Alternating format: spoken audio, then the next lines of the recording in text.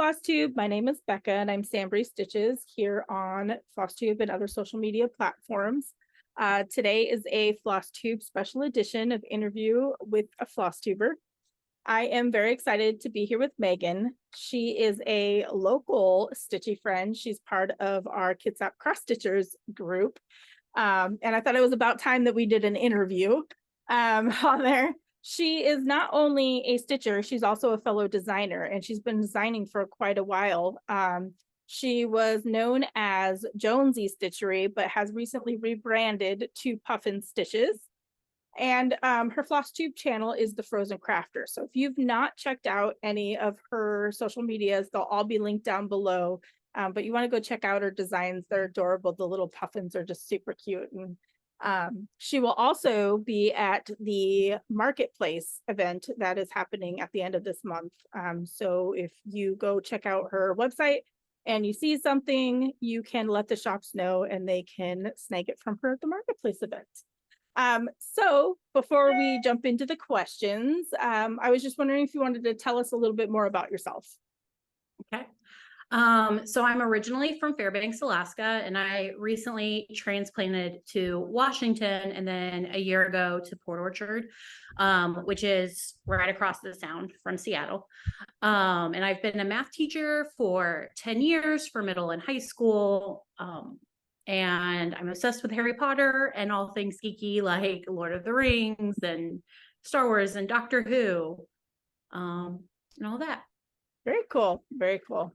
Yeah, I know you're a huge Harry Potter fan. I know you're stitching a piece with Anna Stitch Roadie. Yeah, you got Harry Potter. Yep. I know you like to do the Black Needle Society events too with the Harry Potter stuff. That's pretty cool. All right. So let's jump into the questions. The first one is, why did you start a Flosstube and were there any particular motivations?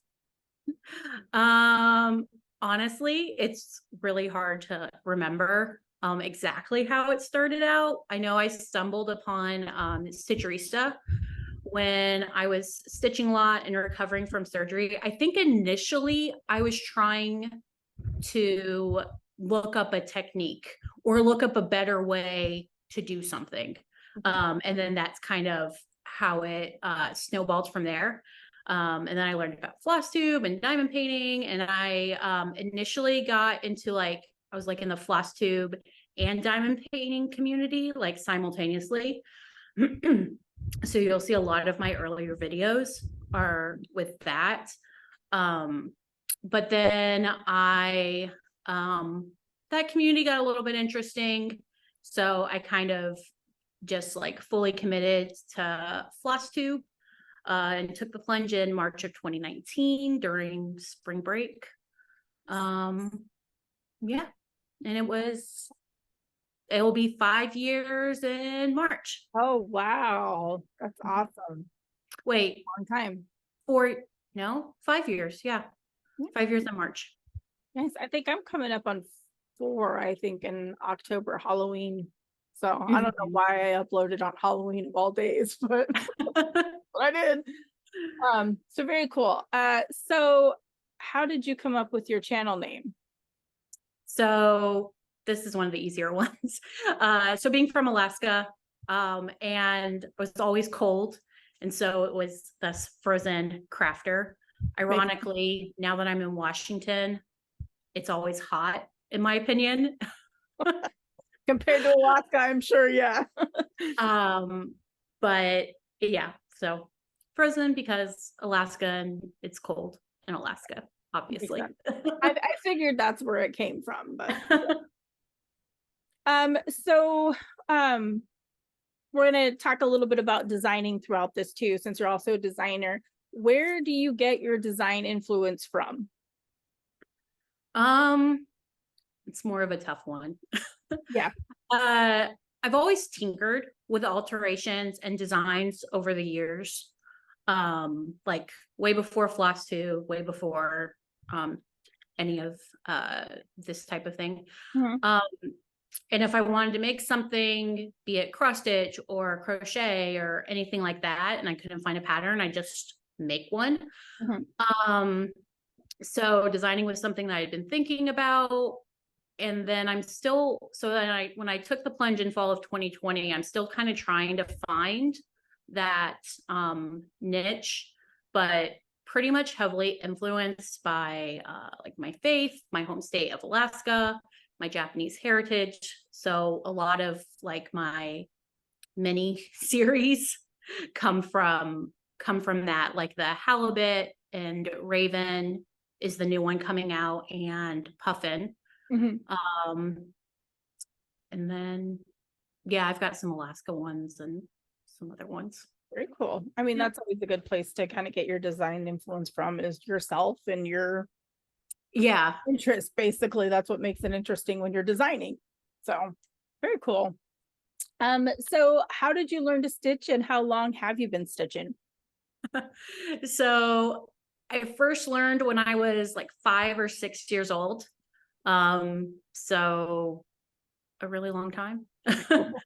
So I think, not I think, I am 32. 32 right now, so do the math. And it was like one of those things where you had to make something for the 100th day of school. And so my mom sketched out a design of 100 stitches in the shape of 100. And so it was like this big. And we did it 2/2 on 14 count. So it was like really 7 count. Yeah, I still have it. I love Oh, it. that's cool. That's so cool. But yeah, that's kind of what started me on this whole journey. The whole addiction of cross stitching. Oh Not yes. very many people have their very first piece that they've ever stitched. So that's pretty cool to have that at least. Yeah. So do you happen to have a favorite project that you've stitched so far?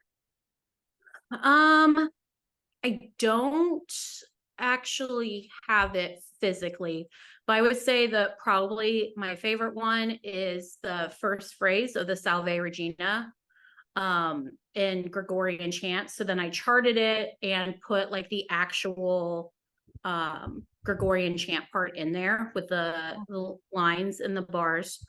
And then yeah, used a pre-made but modified alphabet, and I really liked it. One day I want to redo it. It was a gift. But I want to like redo it and elevate it a little bit more.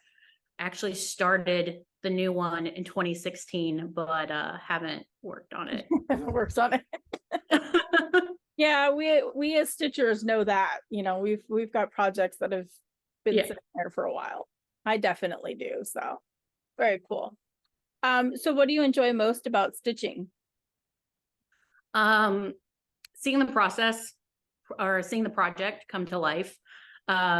Unfortunately, I find that my eyes stitch faster than my hands, where I'm like, oh, I really like this. And then like, it's like 300 by 400 full coverage or something. I'm like, okay, I'm definitely a product stitcher, not a process stitcher. Yeah. That's a tough question for me, because I used to like to get to the finished part, but now I kind of like the bigger stitches and seeing how they evolve. So interesting way. Let's see. Back to a little bit of designer talk. So what is your like time frame and process from like your initial vision to the final product being released? This is such a variable question for me. Yeah, I think it is for a lot of designers. So sometimes like if I really have an idea and just like want to do it immediately, it can be as short as a week. I mean, for the design part, and then for stitching it up, it usually takes longer. But for like the actual design part. And then sometimes 2 years. If it's a project that, or like a design that I need to do, but then really don't want to do it. Don't want to do it. Yep. Yeah. That happened with one of my other series.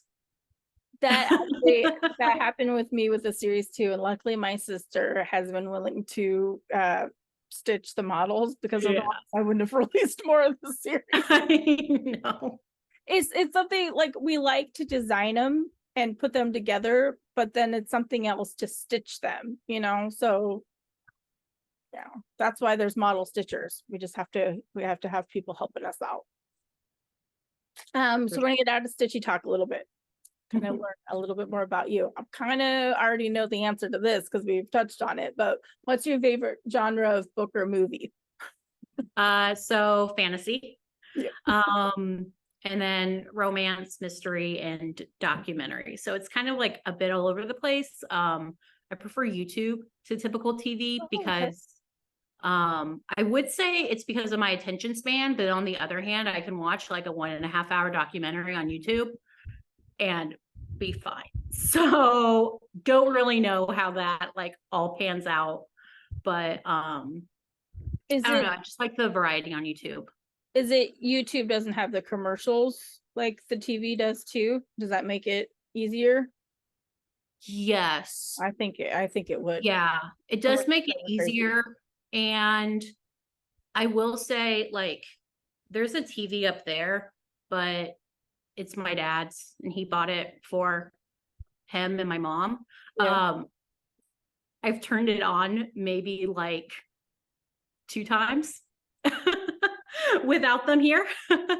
Yeah. I mean, even when they come down, I just am like, okay, I just gotta go to my room because I feel like the TV is on a lot and there's like a lot of other noise with just everyone. And I'm like, I like my silence. I like sitting on the couch with either YouTube or just complete silence. Yep. And stitch. Just doing that. Yeah. Yeah. And that's understandable. I mean, if you're used to not having a lot of noise and then you have your parents or guests come and they're talking, there's TV, it can get overwhelming. That's understandable. Yeah, for sure. So I wonder where this one is going to be. What fictional place would you most like to go to? Wizarding Britain. Not a shocker to anyone who knows me. Yeah. I think Harry Potter in general, with all of the interviews that I have done, has been, I think, the most popular answer to that question is some spot inside the Harry Potter world, basically.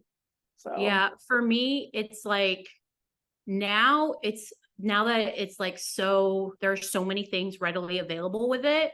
It's like a huge dopamine like bringer. But initially too, and especially like when I was a teenager, and I'm not gonna get into it, but like it literally saved my life. And so that kind of like really cemented it as such an integral part of my life. Yeah. Is because of that connection. It definitely gives it a new meaning to you for sure. Yeah. Understandable. So if you could choose to do anything for a day, what would it be? So to stitch and or craft with all my stitchy besties from everywhere.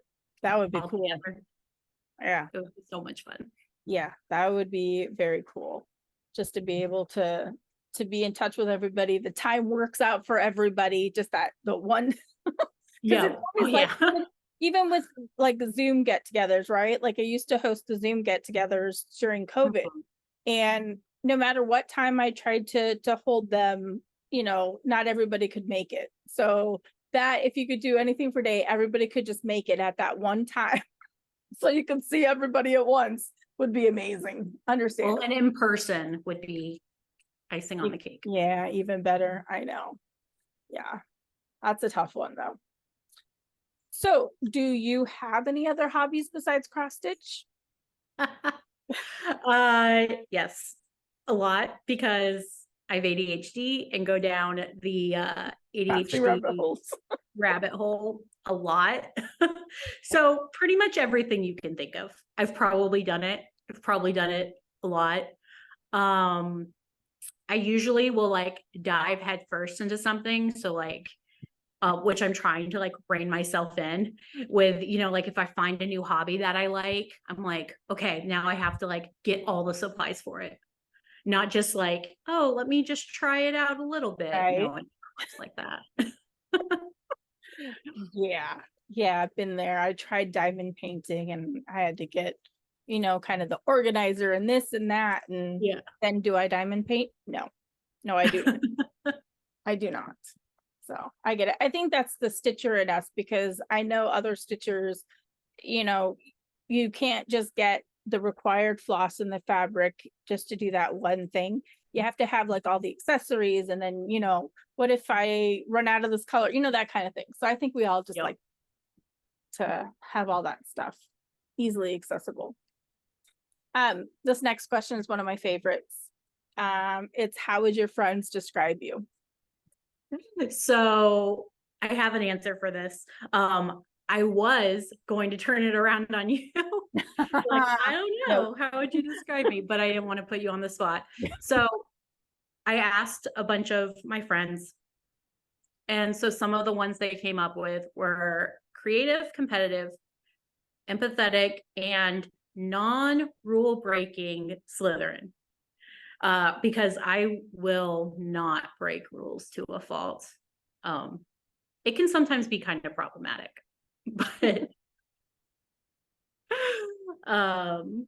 but yeah, people So bear with 100% me. rule follower to a T, which can be good. It can be good. Yeah. You can keep other people in line that way. Yeah. So how do you prefer to stitch? Do you use like a hoop, a Q-snap, in hand, that kind of thing? This one's all over the place as well. Primarily, I would say 80% of the time in hand. Okay. Especially if I want to stitch fast or get something done in hand. If I'm using linen or a little bit more of like a special project or something, or for back stitching, things like that, Q-snap, occasionally a hoop. And then if I have a Q-snap or hoop, a stand. So like for retreats, I love stands. I have a Lowry for the floor stand and an Elon lap stand. Okay. I have a couple of like other random ones too, but I don't know. I'm not a huge fan of them, but I keep them just, just in case to Yeah. put them in various spots of the house. Too. I have this big giant scroll frame from Laurel, one of our friends that just moved away. For when I was doing the elk, I had started on that. I mean, this thing, no joke, is huge. And it just sits there now. I have all these different scroll frames and that kind of stuff, like all over the place, and I don't even use them. But if I see them at Goodwill, I have to buy them. Like I Oh yeah, cannot because they're so leave them there. expensive otherwise. Yeah. And if you want one, eventually, then you have it. I know. I don't know. I don't know why I do that, but again, I think it's the stitcher in us. We just need everything. If you see something, you got to buy it, basically. Hey, quick anecdote with this Yeah. is people would give me such a hard time for like hanging on to like fat quarters and for like fabric, Yeah. like quilting cotton and stuff, or elastic or things like that. And I just had them in like a box, and just everywhere I moved, I just brought it with me. And then COVID happened, and I was like, guess what? Right? From 10 years ago, I have fabric and elastic and quilting thread. So now that basically just reinforced to Yeah. keep all these. I think actually COVID taught a lot of crafters a lesson of, before they were only buying what they needed or something like that, but because everything became hard to get. So now everybody's just like, I need everything just in case, something happens again and we can't get it. At least I'm that way. So, Yep. So do you happen to have a preferred fabric count that you kind of lean towards? Generally 18. Okay. 18 or 20 count. I will sometimes go up to like 22 if it's Ada. I will say recently though, Primrose Cottage has gotten me on this like 25 count 2/2 kick, which is ginormous. So not quite sure how that happened, but but generally 18. Nice. Yeah, if I'm generally 18 to 20 count as well. Yeah. Yeah. So do you have a favorite place that you've traveled, and did you bring stitching along when you went? So one of the ones, so I don't know if it's like an exclusively favorite one, but one of the ones in like my top handful would be Edinburgh in Scotland. Nice. And I don't remember if I brought stitching because I went while I was studying abroad in London, and it was just a quick overnight trip. And I was stitching on a piece, but I also had an essay due. So I think I just brought the essay stuff instead of the cross stitch. Yeah. Yeah. All right, that's cool, man. Someday we want to go to Scotland. Oh, it would be I'd love to go back. Amazing, especially since my husband and I are really big into Outlander. So, you know. Oh, I've heard a lot about it. Not Oh, actually read or seen it, but I've heard a lot. it's good. It's a good show. So what can you not do without for your stitching? Like your favorite go-to must-have besides the basics, of course. I'm going to say a stand, even though I do stitch in hand, again, 80% of the time. I realized when I was I went to Kansas City for a retreat, and I didn't have a stand for it because I didn't want to disassemble and put in my luggage and all of that. And it drove me bananas. So even if I'm not going to use it for every piece, every once in a while, like if there's a piece that I'm stitching on where I need it or want it, it drives me crazy if I don't have it. I love my lap stand, so I understand that, but I'm a Q-snap person, so it's easy to just pop it in. But I could see that. Yeah, I would kind of go crazy if I didn't have my lap stand for the most part. This one I'm always curious on how everybody's brain process works. How do you decide on what you're going to work on next for projects? Whatever's calling to me. Yeah, I think that's pretty normal. Yeah. There are some things where I have like goals, like if I'm trying to finish a whip and if it's a model that I have to get done, but ideally I just like to stitch whatever, which is why I have over 80 whips. Wow, that's a lot of whips. That's a lot of whips. I think I find it difficult, especially now being a designer, where you have to you've got models that you've got to work on, you've got charts that you've got to come up with, and then you also want to stitch on your current whips because you want to have content for your Flosstube channel, and it's a very challenging balance, I guess, now when you add in the designer aspect of it. So that way, yeah, July was a rough month for personal stitching because of getting ready for the marketplace. Yep. I'm still getting ready for marketplace, and it is. Oh, me too. But my models are done. Yeah, mine are too. But there's still stuff. Oh, so much. Yep. So before we get to the last question, I like to kind of toss this in there. Just curious if there's anything that you'd like to share that not very many people know about you.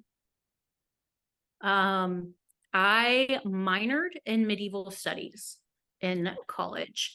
I was only, it's a big regret of mine, only a class away from a double major, but math got too hard because math was my major, and I couldn't do it with the math classes in the mix.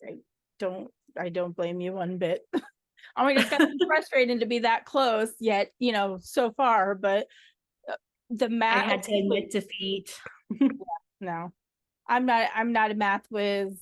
Kudos to you for it being your major, because math is like the bane of my existence. Oh, Oh, it's funny. Um, so we're at the last question, and it's my most favorite question. And I like to ask it just because the past few years have been pretty rough. So it's, what's the best thing that has happened to you within the past couple of years? So it might be a little bit cliche, not sure, but I would say meeting some of my very best stitchy friends. I've made so many incredible friends in the stitching community, and I feel so blessed to have them. And I think a big way that came about was ironically COVID, Mm-hmm. because more and more people like went online, like being in Alaska. um Amy of Allegra Stitches was the only one close Yeah. to where I was. Megan Webb was, but she's in Anchorage and I didn't know her at the time. And so with COVID, all of a sudden you had people across the country doing Facebook chats, Google chats, Zoom chats. Um, and it was just awesome because I made a ton of friends that way. Yep. Yep.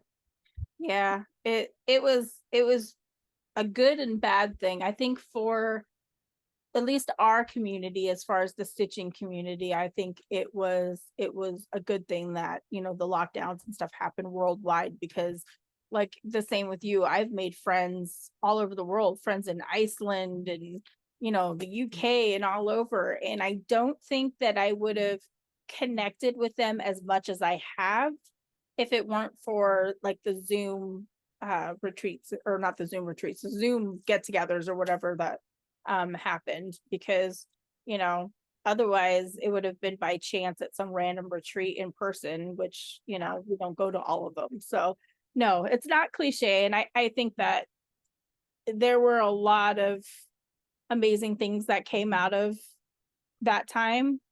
But there's also a lot of sadness, so it's really, Well, yeah. kind of a toss up. Yeah, I'm right there with you on the friends thing. I'm glad you moved locally so that you could join us at the Stitchers meetups as well. So I that's know it was like one of my first, well, one, I was like, okay, if I move to Washington and the Tacoma area, I'll know people. And then I know like right when I moved down, I was like, so Becca, when are your meetups? yeah. Yep. I am very thankful for our local meetups and the group that we have, because it's just been pretty amazing to have that in-person connection as well. So glad you could be a part of it. Um, Thank you for taking time out of your day. We're basically like a half hour apart from each other, and it's what, 90 degrees outside, so we're both roasting as we're sitting here talking Wow. in our homes. We're about to go to our meeting tonight, so Yeah. yeah. So I hope everybody enjoyed our chat. Please go check out all of Megan's links that are down below. Show her some love and send some shops her way for the marketplace as well, because it's going to be a fun event, I think. I'm nervous, but I'm also excited. So For sure. yeah. All right. Well, we'll say bye to everybody on Flosstube. Bye. Bye.